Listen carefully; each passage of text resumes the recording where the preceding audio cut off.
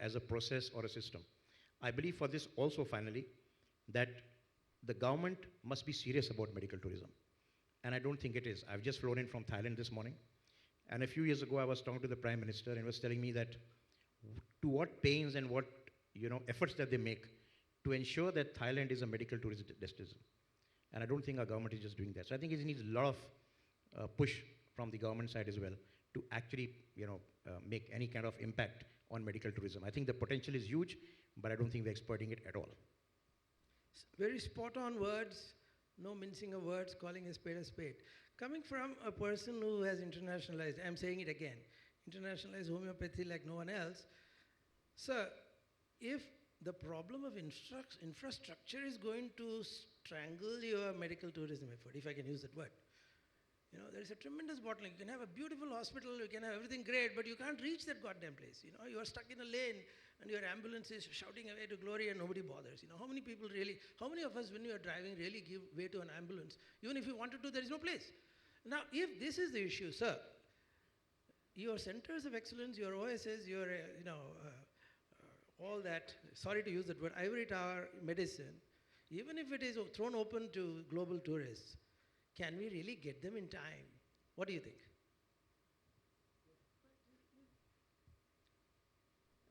Thank you. I'm going to take a different take than all the other panelists over here. Before we get on to the medical tourism and put tourism under the microscope, let me remind our audience is that, you talked about implementation of homeopathy and other parallel, alternative, complementary therapies. The fact remains that heart disease is not an isolated disease. Heart disease, India, according to WHO data, by 2015 is going to be the capital of heart disease. India is not only going to be the capital of heart disease, it's going to be the capital of metabolic syndrome. Metabolic syndrome is a triad of heart disease, hypertension, and diabetes. Now you look at, peel the onion one layer, and you will find a role for alternative or complementary therapies. Because some of these triad syndrome diseases can be treated by alternative. But very important to explain to our people and even to medical tourists who are coming is that not to use the word alternative, but to use the word complementary. Complementary is a partnership with mainstream medicine. Isolated homeopathic medicine will not have any acceptance. It will be a long time before homeopathy and other therapies become mainstream medicine. I and Kaushal do bypass surgery. Can you imagine offering a patient other therapies, like for example, Reiki therapy or so many other therapies which can stimulate some amount of blood vessels as opposed to a powerful internal mammary graft? You will not. It will be unacceptable. But following bypass surgery, pre and post, if you offer complementary therapies, I think the acceptance rate will get accelerated. It will be some time after data accumulation happens to a therapeutic index level that it will become mainstream. I don't think we are ready for that yet. So we should not promote alternative therapies and expect Americans and Westerners to come to heal what Dr. Laud does as knee replacement or what Kaushal does is a bypass surgery. I think that will be wrong promotion of our skills. But after mainstream medicine, if we offer them some of these other therapies, I think they will carry a positive message to where they go back. Thank you. Very good point. Take home is that don't use alternative because that will scare some people away. Use complementary, which becomes more inclusive. Yeah, today we are talking of inclusive politics. We are talking of inclusive development, inclusive everything. If you say complementary, you are including people. Take everybody with you. Excellent point, sir. Now that takes me to the slightly different level of commerce. The moment you say tourism, it has a built-in commercial component. And as you said, sir, we are very poor communicators. We don't know how to project ourselves. Maybe our politicians are doing it very well, but in their own way. But maybe their style wouldn't be acceptable in medicine. Now let's look at that. I'll come back to you, sir. You are running a cooperative hospital owned by literally what? Thousands of people. I think he deserves, you're already a Padma Award winner. And give him a big hand and he'll go. God bless you, sir, further. Okay, now, in your area, in terms of commercialization, I am fully aware, in a cooperative hospital, you cannot talk commercial language. I'm sorry, don't get me wrong. But if you were in the position of, say, Dr. Batra or he, what would you do in terms of commercialization, which will fructify as medical touristic viable package? Am I making sense? Yeah, thank you. If you look at the solutions of large stress city of Bombay, you take housing, take banking, take employment. The biggest deliver are cooperatives.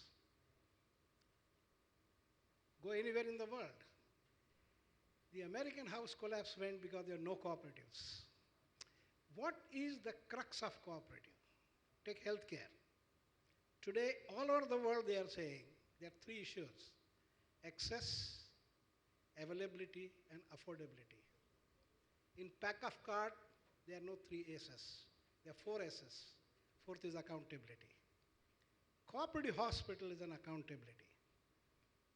That a person who offers, he has four things: right to admission, right to treatment, accountability, and answerability in the general body. So he controls, big or small. We are answerable to 19,000 members. We realize whose problem is education and health. Is it government's problem? Is it corporate's problem? It is world's problem? It is the family's problem. And best example is LIC. What is LIC? The people. 60 years ago, when C.D. Deshmukh said LIC, my grandfather said, this man is gone off his head. He's going to pay money after death. He said, no, that's not true. If there is a premature death, you are assured that your family comes up. Today, LIC is a financer to government of India. So you have this model, and that can come anywhere in the world. World can pick up that model. NHS failed. Even American system, healthcare system today doldrums.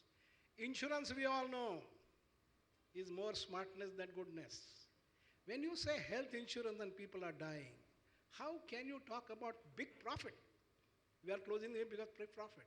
So when you talk about health and insurance, it has got to be justice to who contributes and justice who gets it. And only way you can solve that problem if you make the people aware that education and healthcare is your problem, so that even syllabus in education will be controlled by the people, not a single man sitting in Delhi and deciding this how should be health policy and this how should be healthcare. Thank you, sir. Our friends back there will be very happy to hear these words. It's up to you. Yeah. And don't wait for some Johnny sitting in Mantralaya to lead your life. You go and do it. Great, sir. And coming from a person of his wisdom and eminence, it's truly a pearl of wisdom. Now, let me come back to the commercial aspects of tourism. And in any commerce, marketing is there. I mean, there is no commerce without marketing. And there is no marketing without communication. And there is no communication without somebody getting up and articulating what's there and what's not there. Now, what do you think about it? How do you think we should be communicating our healthcare systems and procedures and where we can win over the others and so on? How can, for example, how can India beat some other country? Now, he's already doing it in his own way. How would you do it, if I can ask you? Yeah. Well, I think it's a very valid question, point. Today in India, at least in bigger cities and super specialty hospitals, there is enormous skill sets available. Because we do large numbers, like Kaushal Pandey and all some of the panelists here, we do large numbers. Earlier we were going, even Indians going abroad because we didn't have technology, we didn't have infrastructure. Today, infrastructure-wise, there is no issues. We can compete with any country. And technology, no issues. And skill sets are enormously superior when compared to many countries. Especially if you look at some of the countries like Middle East, Africa, and neighboring countries, including so-called developed countries in, let's say, Singapore. Surgeon might do 10 surgeries in a month. Here, there are surgeons who does 10 surgeries in one day. So many of these technical procedures or even diagnostic capabilities all depends on how much you do, how much you practice. So those skill sets are very important in selling ourselves. Because earlier, whatever deficiencies we had, infrastructure definitely still a lot to be desired, no doubt about it, whether it is an airport or a road or thanks to the private airports and all, the things are changing, definitely. I'm sure roads also will change over a period of time. Ever since I came back from London last 20 years, I never thought I'll drive a car more than 100 kilometers in this country. But today there are enough roads we can drive because things are improving, definitely. I think it can be better. So I think it's very important we sell what our skill sets, and most important thing is affordability. We can do a surgery, what Singapore surgeon does who does 10 operations a month, 100 surgeries surgeon does here, can do it at 1/4 or 1/5 the cost. And much more personalized care, what you get in India. And hospitals are willing to go that extra mile to take care of them, their needs. And actually, I run a large group of hospitals in Hyderabad, Bangalore, Chennai, and now Mumbai. We have a large international patient coming in. We have a cuisine for each country. We have created all that. And you got Arabic food, you got several types of food.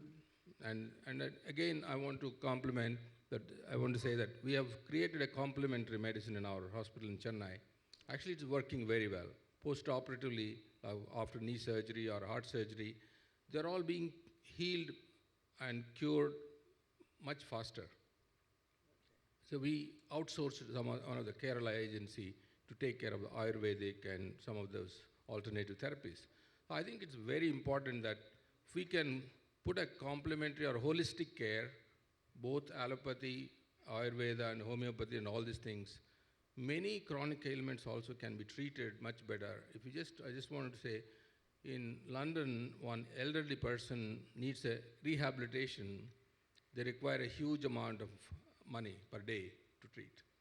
They can come here and get the treatment done at much lower cost by all this complementary medicine, which they will never get in London.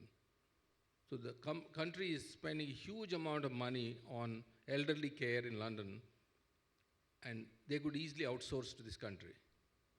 So there are several things which can happen, and we need to market ourselves. We need to position ourselves that we are the best people. And this is one area where China can never compete with us, at least for the next few decades. Thank you. Well, it's a good point on marketing, which I would request our panelists to address before we throw open the discussion to the audience.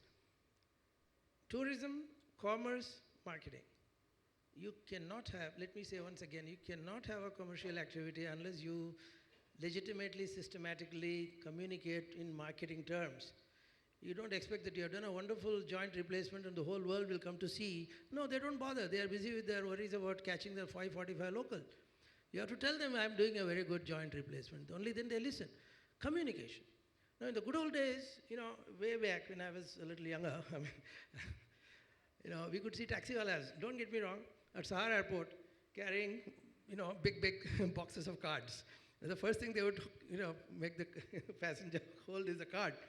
And that card will take them straight to a South Bombay hospital, don't get me wrong, etc., etc. Today, we have internet, we have Facebook, we have social media, we've got electronic media, we have captive lines, whatever. Now, I would request these two gentlemen, allopathic tourism and homeopathic tourism, how do you leverage the communication infrastructure today, in your own case, I don't want ideal things to be presented for India. How do you do it, and how much of it can be done? And you too, sir, after he finishes. Then on to the floor.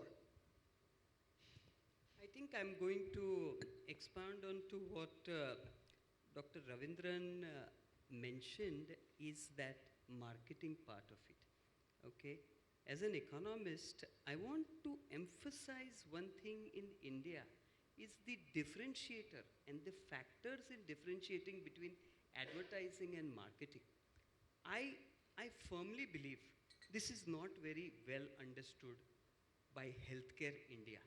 This is an unfortunate fact. But what will lead to a successful story is communication of a story. Marketing is all about telling a story. Like you mentioned 20 years ago, there was no way to communicate a story. This is where that scripting of marketing has to happen. This is what the world will read.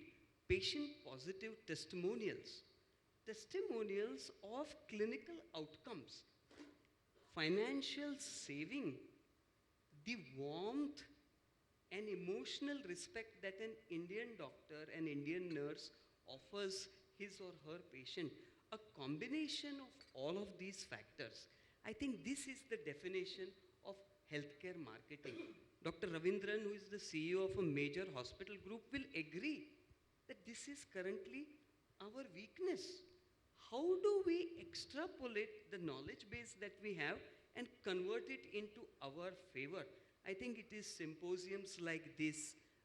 Kaushal mentioned some very good points about this. It is symposiums like this which will drive that message. Even media, for example, should be cautious in